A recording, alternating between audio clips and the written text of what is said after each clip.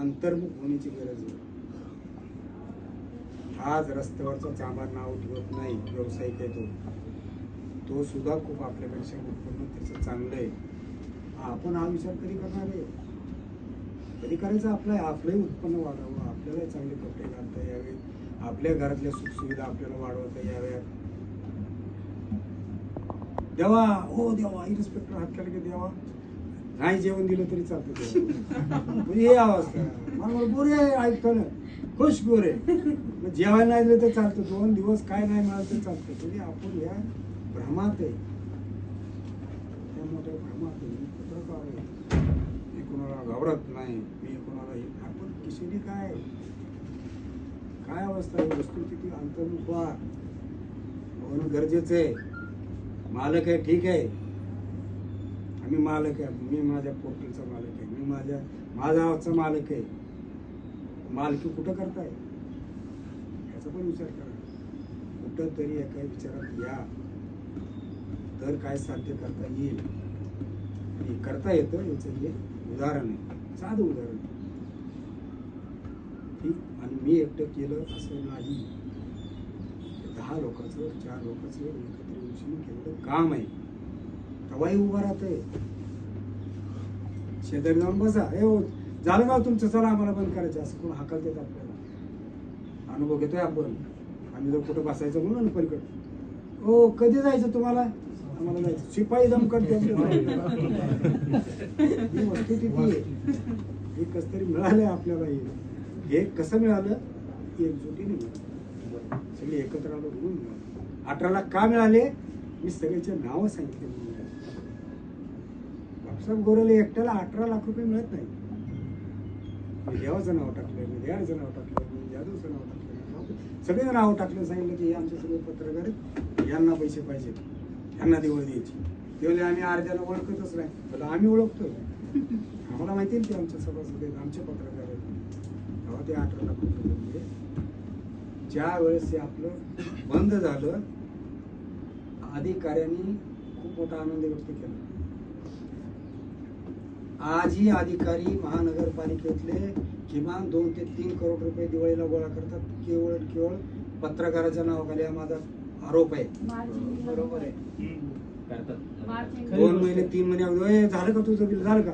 आता माझं गेलं ते पत्रकाराला एक चेक दे, 5,000 रुपये 10,000 रुपये वेळ द्यायचा. असा चेक बिगर तारखेचा, बिगर नावाचा, असे चेक बंडल गोळा करतात. दिवाळी कधी झाली? मला काल एकाने 5,000चा चेक दिला, तवाचा. म्हणजे किती दिवस चेक पुरवतात हे? पत्रकाराच्या नावावर घेतलेले पैसे अधिकारी आपल्याला मिळवतात असं नाही. मी अधिकाऱ्याला मागं भांडलो होते, एका मोठ्या अधिकाऱ्याला. तुम्ही जर ते म्हणले मला लिस्ट दिली, हा पदाधिकारी, हे राजकीय पुढारी, या पक्षाचा एवढा, हा पक्षाचा एवढा, हे दिवाळीचे बघा म्हणले आम्हाला कोण कोण मागते. दिवाळीतले पैसे हे राजकीय पुढारी पैसे किती नेतात? 100 रुपयातले 80 रुपये पुढाऱ्यांना वाटले जातात, 10 ते 15% फक्त पत्रकारांना वाटले जातात. नाव कोणाचं बदनाम होतं? पत्रकाराला दिवाळी द्यायची, कोण पत्रकाराला काय म्हणते, शिवाय आपल्याला आणि पैसे त्यांना वाटते. ही वस्तू ती बरोबर ना? प्रत्येक डिपार्टमेंट 2 महिने 3 महिने अगोदर चेक घ्यायला सुरुवात करतो, गोळा करायला सुरू करतो. पत्रकाराला द्यायचे पैसे अर्धा तो कलेक्शन करण्यावरलाच खातो अगोदर, तोच घेतो अगोदर. कोण त्याचा हिशोब करणार आहे? एखादा एक्झिक्युटिव्ह काय करतो, इंजिनियरला म्हणतो, हे प्रभागातल्या सगळे चेक गोळा कर, दिवाळी आली, महिना 2 महिने. मग हा कुठं हिशोब देतोय त्याचा? त्याला काय देणार? पत्रकार माझ्याकडे येऊ देऊ नको, एकच तू सांगतो, तू तिकडं काही कर, वर पत्रकार येऊ द्यायचं नाही. मग अख्खं बिलच्या बिल कधी कधी घेतलं जातं. बिलच्या बिल हा आता एक काढले मुलाच्या नावावर, जे पत्रकाराचे पैसे जमा केले ते मुलाच्या नावावर, असे कित्येक महापौरासहित, महापौर आता नाही पण होते, विरोधी पक्ष नेते, पक्ष नेते, गट नेते, हे सगळ्यांना पैसे त्या पैशातून दिले. नाव कोणाचं? मी म्हणलं द्या ना त्यांच्या नाव. महापौरला निधी द्यायचा म्हणून आम्हाला, हो त्यांचं कसं नाव, म्हणजे आपण पत्रकार असेच वापरायचे आपले नाव देताना त्यांच्या बरोबरीने तरी द्या ना आम्हाला, आमच्या नावानं घेताना मग तेवढं तरी द्या ना, आमचं नाव सांगू नका.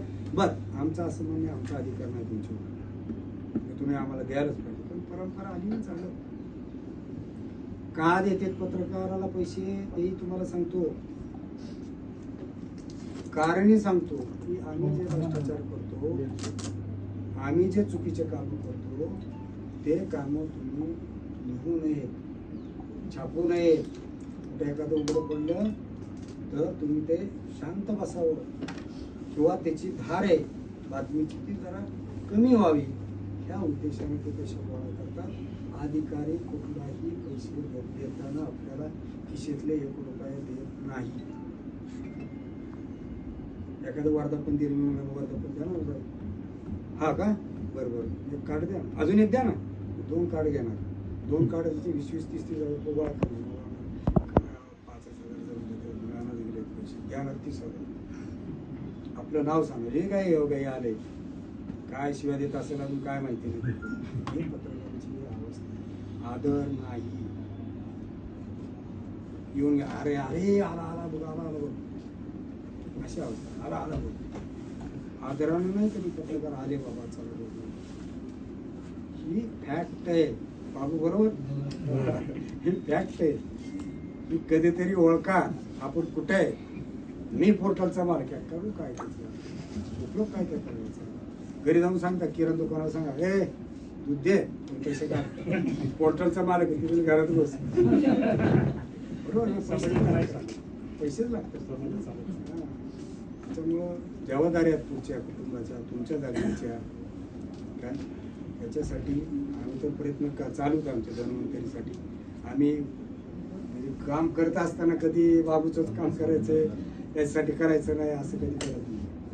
काय सामूहिक काम करण्याचा प्रयत्न केला आतापर्यंत. चुकून बाबा एखाद्याचं काय दुर्लक्ष झालं असेल तर माफी असावी, परंतु मी कोणालाही टार्गेट करून किंवा एखाद्याला वगळून असं कधी करायचा प्रयत्न केलेला नाही. त्याच्यामुळे ही बरंचसं बोलण्यासारख्या गोष्टी आहेत. अनेक लोकांनी मला जवळून अनुभवलं आहे. मी शक्यतो प्रामाणिकपणे सर्व मते काम करायचा प्रयत्न करत असतो. मी त्याच्यामध्ये कुठेही बदल होणार नाही. जी मागून परंपरा आली, ज्या पद्धतीने मी काम करत राहिले, मग कोणी जवळ या लांब या, कोणाला पटो किंवा न पटो, जे काम करायची पद्धत आहे त्याच्यामध्ये कुठेही बदल होणार नाही. चुका अवश्य असतील, सांगितल्या त्या दुरुस्त केल्या जातील. मी कधी दुरुस्त करायला तयार असतो. मी असं म्हणत नाही मी कशाला अजून माझी शिकायची तयारी असते, अजूनही समजून घ्यायची तयारी असते, अजून माघार घ्यायची तयारी असते. कुठेही कधी या, एका चांगल्या कामासाठी कधीही आवाज द्या, तयार असतो. धन्यवाद. 40 मिनिटं